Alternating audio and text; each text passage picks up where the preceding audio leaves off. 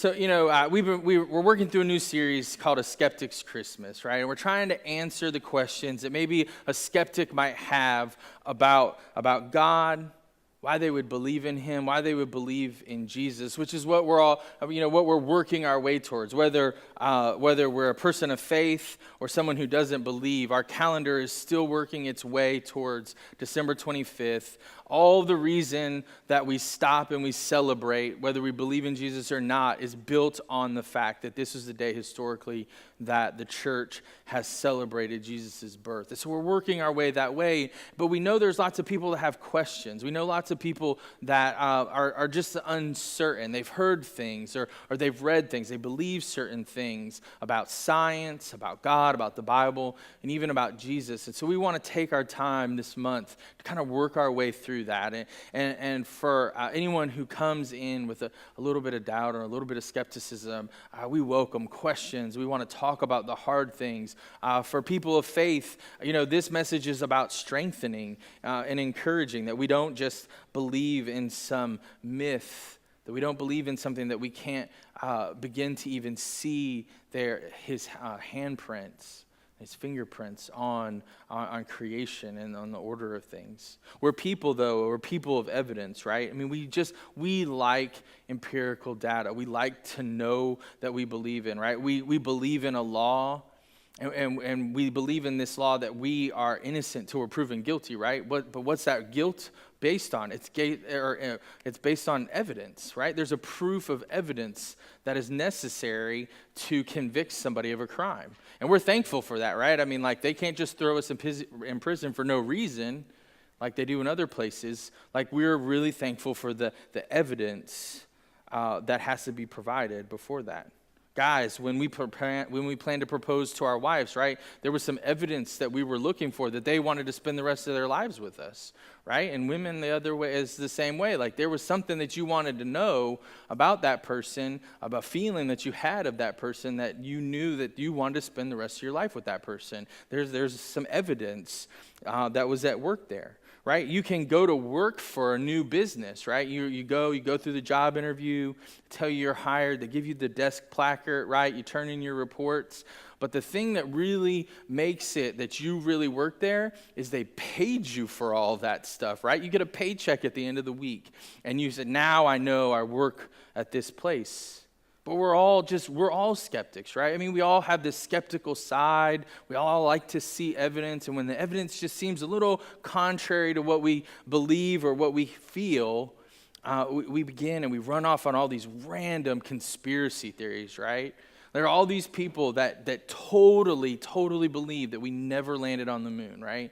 1969 Apollo lunar missions, and this guy, I found this one on the website, right? This guy taking the picture has no spacesuit on, in their opinion, and so that totally disproves the fact that we landed on the moon. What about Bigfoot, right? Where's the evidence for Bigfoot? We have museums for Bigfoot, right? We have all this stuff. People believe in Bigfoot, but we've never caught a Bigfoot. We've never seen a Bigfoot, right? I mean, the closest we got was Harry and the Hendersons, but that was it. But like, where's the evidence? But I think we've been skeptical since like we were kids. Right? And if you're a parent or a grandparent, you've seen that skepticism in your own child or in your grandchildren, because you tell them something from your experience and they just don't listen, right? Like, you could tell a kid 100 times that the stove is hot, but until he puts his hand on that stove just even a little bit, right, he doesn't believe you because he's stubborn, and you were stubborn, and you went through the same thing, right? Or, how many times have you told your kid or your grandkid, don't play with the ball too close to the house, you're going to break a window?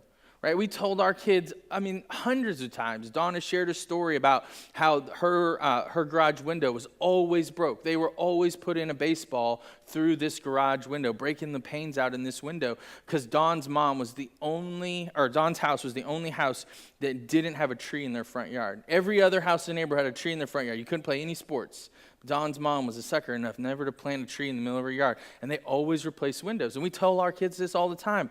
And just a couple years ago, kids were playing with a volleyball in the front yard, and they broke the glass on the front of the door, and we had to replace 2 panes of glass just to make it look right? I mean, we tell our kids all these things. Matt was talking about riding bikes. I remember riding a bike as a kid, and we'd build ramps. And my mom would come out and be like, no, like you're going to hurt yourself. And I remember going off this ramp in our front yard in the little culvert, where the water collects one time. And I pulled up so hard that I landed flat on my back. The wheel never touched the ground. I pulled back and landed flat. I'm like, knocked the wind out of me. It was the worst thing. But I didn't believe my mom then that she had this evidence, that she knew and she had been there.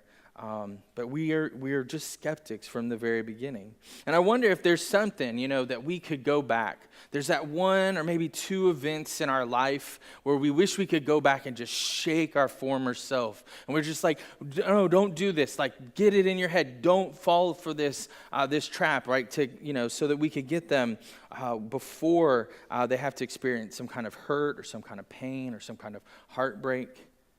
That they would just take the wisdom and experience that we've gained throughout time, because we've been there and we've done that. This morning, I want to talk about the existence of God. And that existence of God, it boils down to what we're going to talk about this morning is 2 types of evidence. 2 types of evidence. Is there evidence that we can talk about? Is there evidence that we can look at, data that we can look at to see that there is a God? Or is there evidence that distinctively proves or definitely proves that there is no God? Where's the evidence? As a Christian, what will we say are the evidences for God's existence? Or what if we come at it from a skeptic's perspective? What will we say or claim are the evidence that proves he doesn't exist? Are there anything that we can talk about? Immanuel Kant boils down the evidence of God's existence into 2 categories. And I want you guys to write this down. The 2 evidences for God's existence we're going to talk about this morning are 1, the moral law within. The moral law within. And the second we're going to talk about is the starry hosts above. Moral law within and starry hosts above. Around 350 BC, the Greek philosopher Plato said this. He said, there are 2 things that lead men to believe in God: the argument for the existence of the soul, the consciousness that's inside of us, and the argument of the order, the motion of the stars. And this morning I want to talk about those 2 things. I want to start with the moral law within. Many have pointed out the fact that the reason that we quarrel with one another is proof that there's some kind of internal morality inside of us. Think about a time where you were in line, you'd patiently been waiting. Maybe it's in traffic, maybe it's in a store to get to the register. Maybe it's at the big Christmas tree in the plaza downtown, and you're waiting, you got your family all ready, and someone jumps in front of you, right? And what do you think? Well, this isn't fair, right? And if you've ever been inside of one of those moments where you have a mama bear that's been waiting patiently, she's ground all of her bears together and all of her cubs, and somebody else jumps in line, right? And they look at each other, right? And they, no, you didn't. Oh, no, you didn't, right? They just go to town, right? And the poor dads are there in the back. They're like, hey, just kind of waiting for it to go through, right? Because there's this thing that has to work out because somebody felt they were wrong and somebody felt that they were right. Maybe it's a time when you were outside on the playground at recess, right? You had this ball, you're playing with this ball, and some kid comes along and snatches your ball away from you. And what's that automatic feeling? This is not fair, right? That automatically comes to mind. This is not fair. Where did these beliefs come from? Why would we ever say such a thing? Where do we come up with a standard rule of fairness?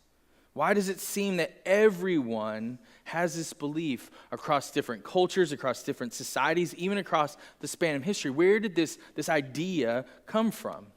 C.S. Lewis argues that, in fact, it looks very much as if both parties had in mind some kind of law or rule of fair play or decent behavior or morality or whatever you like to call it, which they had already agreed on. They'd already agreed on it. They'd never had a conversation, But inside of them, they knew that there were certain things that were right and there were certain things that were wrong. And if we dig deeper, it's wrong in almost every other society to murder somebody. So why is it wrong to kill somebody else? How can we as a society tell you that it's wrong to kill somebody? In evolution, right, from an evolutionary point of view, it's survival of the fittest. So why would it be wrong to kill somebody who's in our way? We're trying to survive and they're in our way, right? But we know that that's something that's wrong. Science tells us that if human behavior is just what protoplasm does at a certain temperature, then we don't need, there's no need for any kind of humanitarian effort because these atrocities aren't wrong. They're just the universe weeding out bad genes. We call that genocide, right? And we know that genocide is wrong. The killing of innocent women, children, or men is not what something that's going on inside of us is causing it, but that there's evil that's causing us to do wrong. It's not the weeding out of bad genes. Down in our hearts, we know that it's not right to kill. We know that to kill somebody is a big deal, let alone somebody who's an innocent woman or an innocent child or even an innocent man. When did we agree on all of these foundational morals? Where did they come from? How did we all get to believe that they were true? We all have feelings about murder, about cheating, about greed.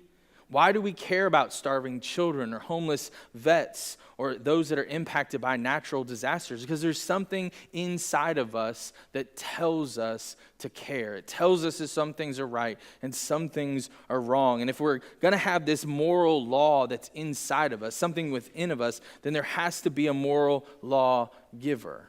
If there's a morality inside of us, one that we've been predisposed to believe in, something that we've been seemingly hardwired within us to tell us what is right and wrong, it cannot have come from nowhere. It's not as if we are individuals experiencing all this differently, all this separately apart from, and not coming to the same conclusions. So it couldn't have come to us randomly from nowhere. For there to be moral law, there had to be a moral lawgiver, something that is outside of us and the universe itself that could create these kind of moral laws. Skeptics push back against this, and they tell us that moral laws don't transcend culture. They're only a product of it. In other words, there's no absolute truth. Only what one person believes is right and wrong, and what everyone else believes is right and wrong individually.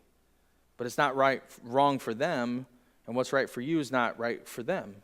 To believe this goes straight against the feelings that are inside of us that rages when somebody cuts us off in traffic, right? There's something inside of us that just goes berserk when somebody cuts us off because we know that there are certain things that are supposed to happen right and wrong. I was watching a video of a news story in Houston just this week where two guys got into a road rage accident, got out of their vehicle, and started shooting each other. Like in downtown Houston, two guys with guns running and hiding behind their cars, up against the building, trying to get around a corner. They shot a bullet, and it luckily only grazed an innocent bystander. No one was killed, but why did the one guy have any right to start shooting at the other guy for cutting him off, right? For all this road rage. Where did it come from? If we're just products of evolution, there's no moral law within us. What's right for me is right for me, whether it's right for you or not. You can't disagree with it. You can't be mad about it. You can only disagree that it's right for you and not right for them. So some go even further to say that what we believe is right for us as a culture, but it's something that we can't force our beliefs on another. Our moral constructs can't be put on different people because what's right in America might not necessarily be right in places like Egypt or China or Bolivia, even basic human rights needs. In the book, The Problem of God, the author, Mark Clark, he talks about a conversation he had with his coworker who was, when they worked at the arts and crafts stores, Michael's. And this coworker was just an adamant atheist. He didn't believe in morality, no absolute truth. And so one day they're having a conversation, and the author said he wanted to see how committed this man was to his beliefs. And so he asks him, he says, say we go off on a trek into the jungle and we take your younger sister with us. and we're walking through the jungle, and the tribe that is there comes, they kidnap, torture, and eat your sister alive. How would you feel? And how would you feel? I mean, what would you say? And so this guy, he says, you can't be opposed to it. You can't even tell them that are wrong because it's right for you, but this is their culture, their society, their rules. And he said the man stood there, and he thought about it for a few minutes, and he said, as much as it would hurt me, I would say that they had done nothing wrong, only that I didn't personally agree with it. And let's just call that what it is. That's bull. We care. We all care. And we would all flip out if that was our little sister in that moment. We care. What about the era of free love in the 60s and 70s, right? This is moral relativism's inconsistency on full display. Here's a group of people who said from one side of their mouth, no one can tell me what to do with my body. I will do whatever I want with whomever I want. So stop trying to impose your old-fashioned traditional views of sexuality onto me.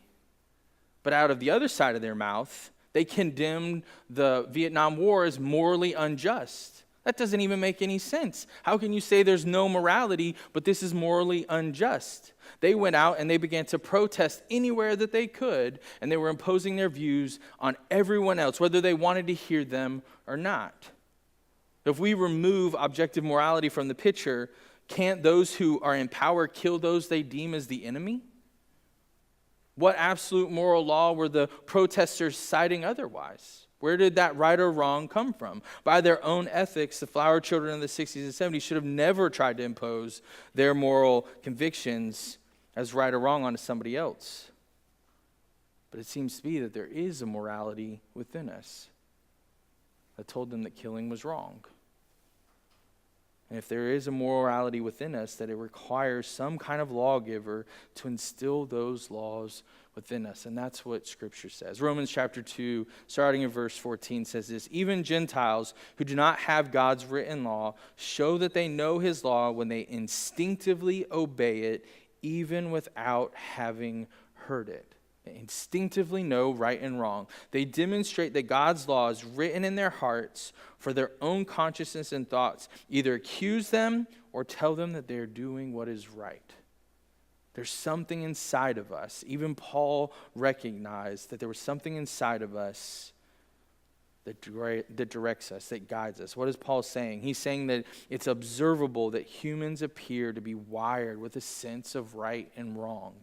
It says that there's a moral law giver who has given us a moral law and inscribed it into our hearts. God has given us a conscience that guides us if we just listen to it.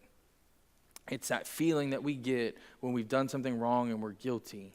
Or it's that feeling that we get when we've done something right and we feel like there's somebody there patting us on the back. Richard Dawkins, in his book, The God Delusion, cites a social experiment done by a Harvard biologist. His name was Mark Hauser. And in Hauser's experiment, he proposed this hypothetical situation where 5 people are saved from a speeding train because of the sacrificial death of one fat man. And then there were 5 people that were in the hospital who were all saved because they harvested the organs from a man waiting in the waiting room. And he goes on, and what through the experiment, what they learned was that 97% of people agreed that it was immoral to kill the fat man to save the 5, and it was immoral to harvest the organs of the man in the waiting room to save the 5 that needed it. Dawkins cites Hauser's research and concludes this: there was no statistical difference between atheists and religious believers in making those judgments. It seems compatible with the view which I and many others hold, that we do not need God in order to be good or to be evil. And what Dawkins and the others fail to recognize, though, is that this experiment proves that there's a moral law within us that tells us what is right and wrong, something that was given to us by a moral law giver. And as Christians, we don't believe that you need to believe in God to be good or to do what is good. We believe that it's inside of us. This study shows that Paul is right when he said that even the Gentiles who do not have God's written law show that they know his law, and when they instinctively obey it, even without having heard it. So we have this moral law that's within us that guides and directs us. What about the starry hosts above? What about the starry hosts, the universe on display? From the time of Plato and Aristotle, there's been this concept called contingency, which has been a very important part of science. This is the idea that something that begins to exist, and that existence is dependent on something outside of it that pre-exists it and cause it to come into being. Now, every one of us has experienced contingency. None of us have existed forever. Our existence is contingent on our parents before us, right? It's contingent on them falling in love. It's contingent on them lighting some candles. It's contingent on them turning on some Marvin Gaye. You get the picture. The rest is history. Everything begins to exist because there's a cause. It has a cause. And this is something that scientists, philosophers, atheists, and theists like us believe and agree upon. David Hume, an 18th century Scottish skeptic, admitted this: "I've never asserted such an absurd position that anything might arise without cause." I never asserted such an absurd position that anything might arise without cause. So what is this non-contingent, infinite, uncaused thing that has always existed? For many years, atheists and skeptics have said it was the universe itself. The universe itself is the non-contingent, eternal thing that has always existed, and all of our origins come from it and it alone. But in 1929, research began to change. It began to show when Edward Hubble, the guy who the Hubble telescope is named after, in 1929, he looked through a 100-inch telescope deeper into space than anybody had ever peered before. He realized how vast the universe actually was. And as he began to look out into the universe, he began to conclude that the galaxies were moving apart from each other, and that space itself was getting bigger. They had believed at one point that space was like a sandbox, right? There were definite ending points, and that space could only ever get as large as that sandbox. But what he began to notice was that the universe itself was continuing to grow and to grow and to grow and to grow and expand out, and there was nothing that was stopping it. And as he continued to study that, continued to see that they were moving apart from each other, he learned that they were once flung apart by some kind of massive explosion, right? Something that we might call the Big Bang Theory. Hubble was able to deduce what modern cosmologists now confirm, that all galaxies, all the stars, all the planets, all the matter, all the energy, all have a common point of energy. There was a point that he could look back to, and he could see that everything came from it. Our universe, Hubble discovered, had come into existence with a single cosmic explosion, the Big Bang. Our universe and everything in it had an origin. It had a starting place. But the second law of thermodynamics tells us that energy in the universe is decreasing, hinting that the universe is not infinite because all of the energy in the universe is limited and it's dying. The universe is like a flashlight that runs on batteries. Eventually, it's going to run out of energy.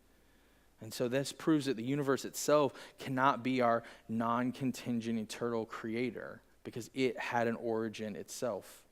But did you know that the Big Bang Theory was originally rejected by scientists? It was rejected by scientists, not because there was some kind of flaw in the science, but because the associate professor of physics at Auburn University, J.W. Winginger, points out, it seemed to give into the Judeo-Christian idea of a beginning of a world, and it seemed to have to call on for an act of a supernatural creation. The Big Bang didn't match what the scientific community wanted to believe philosophically, not because the science was wrong. It was a philosophical decision, not because the empirical evidence wasn't there. So what led to the Big Bang Theory? Something immaterial that transcends the universe. This is what the evidence points to. And that's exactly what Christianity have claimed from the beginning. But do you know how the scientific community explains away that outside force of the Big Bang Theory? They call it the nothing hypothesis. And this is how the nothing hypothesis goes. What caused the Big Bang? Nothing. Did it happen? Yes. What caused it? Nothing. It just happened, right? That doesn't even make sense. It's not even hard to logically follow that it doesn't make sense. That throws out the idea that we all want to be reasonable, rational people who use our mind and follow the evidence wherever it leads us. And it doesn't take a genius to realize that the nothing hypothesis doesn't work scientifically, it doesn't work philosophically, and it doesn't work experimentally, right? We can see this doesn't work. And so what is the rational, scientific, and theological compelling equation that we choose to build our life on? Are we willing to at least consider the possibility that a mind that transcends all space and all time and all matter created everything in a moment? That's what Genesis says. Genesis chapter 1, in the beginning God created the heavens and the earth. The earth was formless and empty, and the darkness covered the deep water, and the Spirit of God was hovering over the surface of the water. And then God said, "Let there be light," and there was light. Astrophysicist Robert Justow says this: "Now we see how the astronomical evidence leads to a biblical worldview of the origin of the world." Francis Collin agrees when he says the Big Bang cries out for divine explanation. It forces the conclusion that nature had a defined beginning. I cannot see how nature could have created itself. Only a supernatural force that is outside of space and time could have done that. And I want to look at two quick evidences that we can talk about that prove the existence of God. The first one I want to talk about is DNA. DNA. Scientists tell us that when one looks at DNA of any living organism, that it is jam-packed with coherent, information-filled code. This code is not random, but intelligent and structured information. In fact, an amoeba, a single-celled organism, has so much structured, meaningful data that if you pulled it out and wrote it down, it would fill 30 encyclopedias. Like 30 encyclopedias in one small single-cell organism. In 2000, Francis Collins was working at the National Institute of Health, and his team had come up with a working draft of the human genome. They had completely written out all of the data that comes when we think of double helixes, but inside of those double helixes is all this code, all this data tells us our origins, it tells us where our families have been, it tells us what color our hair will be, our eyesight, our height, our weight. All these things are jammed into our coherent DNA. Collins found that the genetic code is built into all living organisms down to the single strand of DNA itself.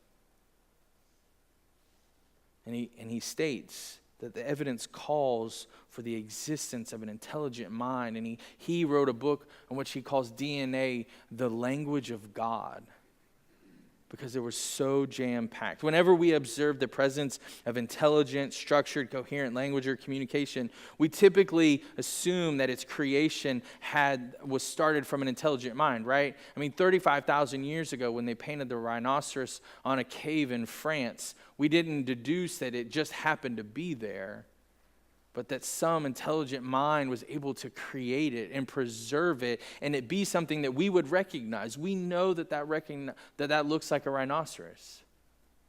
What about Egyptian hieroglyphics? It's not just random bits of little images put together, but this is one of the very first basic languages written out, and all those images have meaning and tell a story. Or what about computer code?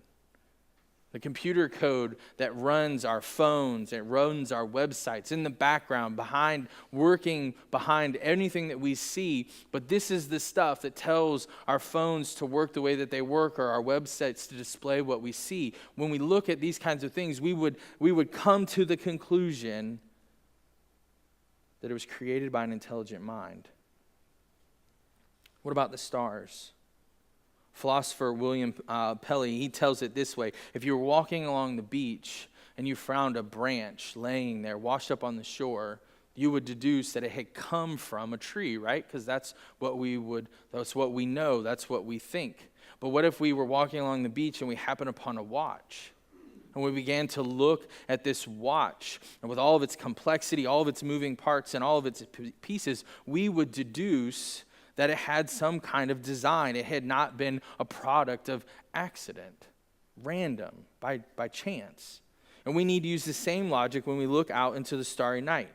We need to start to examine the universe and all of the mathematics that are necessary for the existence of our universe. And what we find is some really big numbers and a really small chance that it could have happened by chance. Scholars tell us that the chance that our universe coming into existence is 1 in 10 to the 138th power. That's 10 with 138 zeros behind it. That's the chance that our universe could come into existence in the way in which it is today, 10 to the 138th power. To put this in perspective, scientists' best guess at the number of seconds in the entire history of the universe is 10 to the 17th power, so 10 with 17 zeros behind it. The number of atoms that they believe exist in the entire universe is only 10 to the 70th power. But the creation of the universe, the chance that it could come into being, is 10 to the 138th power. To say it by chance, that our universe, with all of its laws and orders and structure, could have happened by chance is such a relative, minusculely small theory, something to cling on to. There's no way that it could have happened randomly or by chance. Our universe coming into existence as a result of some kind of chaotic force or by absolute chance is just nonsense. It's the same as saying you were flying an airplane and you dropped a bomb on a steel mill and you went down and to sort through all of the destruction, and what did you find there but a full box of staples? Right? Like, it's impossible. There was no way that kind of force could have created that kind of order and structure. And when we look to the stars above, we see the same exact things. Astrophysicists tell us that before the earth was created, before the whole universe was created, there were 122 variables that were in place that hold all of it together. And if just one of those variables was off, even just a part, like a millionth part, the matter itself could not have coalesced together, that there would be no galaxies, no stars, no planets, and no people. Fred Hoyle concludes, a common sense interpretation of the fact suggests that a superintelligence had monkeyed with physics as well as chemistry and biology, and that there are no blind forces worth speaking about in nature. It didn't happen by chance. This is what we believe. We talked about it last week. Paul said they know the truth about God because he made it obvious to them. For ever since the world was created, people have seen the earth and the sky. Through everything that God made, they can clearly see his invisible qualities, his eternal power, and divine nature. So they have no excuse for not knowing God. This series is to show us. It shows us that we have a desire in this life to follow the evidence. We don't want to run from it. We want to follow it. This evidence shows us that a non-contingent, uncaused reality, it caused and created everything into existence. The evidence that we have seen today shows us that a mind that had existed before matter created things, which is the exact opposite of the way that atheism teaches. But it points, that evidence is on point with what we know that Jesus taught us. Jesus taught us in the book of John that God is spirit, that he existed before matter. We have no evidence for God's beginning, but we can prove that the universe had a beginning and something outside of it had to create it and cause it to start. When we reject the evidence as the existence of God, we create more problems, not just with morality and philosophy, but scientific problems for the creation of our universe. And we've got to take these facts, and we've got to come up with the most logical and rational decisions about what caused the universe to come into existence. And we've got to base our lives on that. The rest of our lives, all of our beliefs have to be based on that and that alone.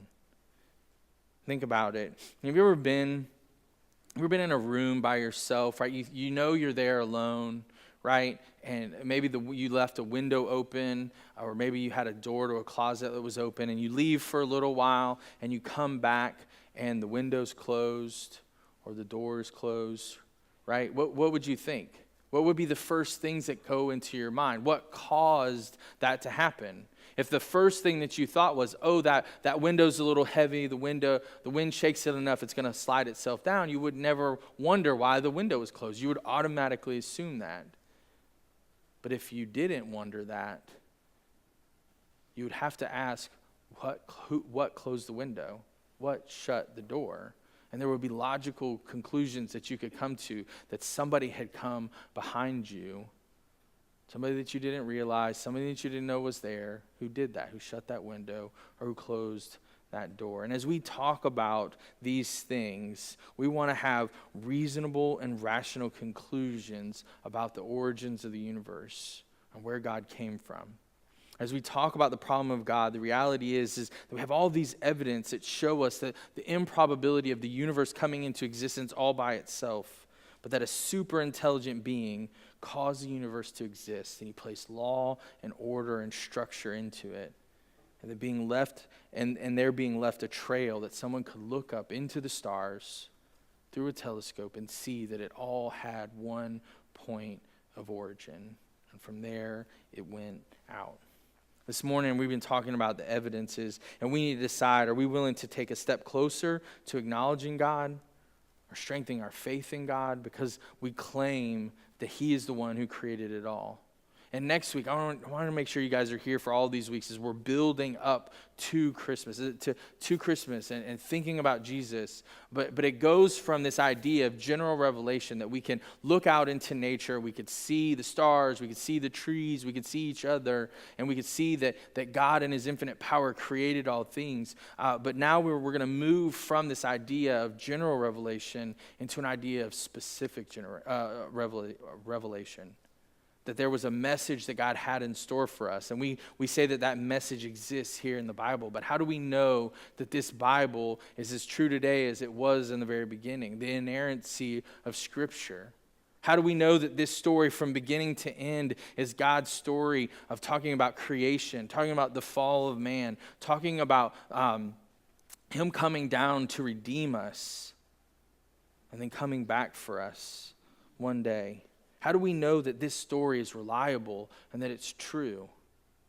That it's not just some book that we found buried behind a tree, underneath a tree on gold paper, right? There's some people that believe that their book was given to them that way. Our book, though, is different.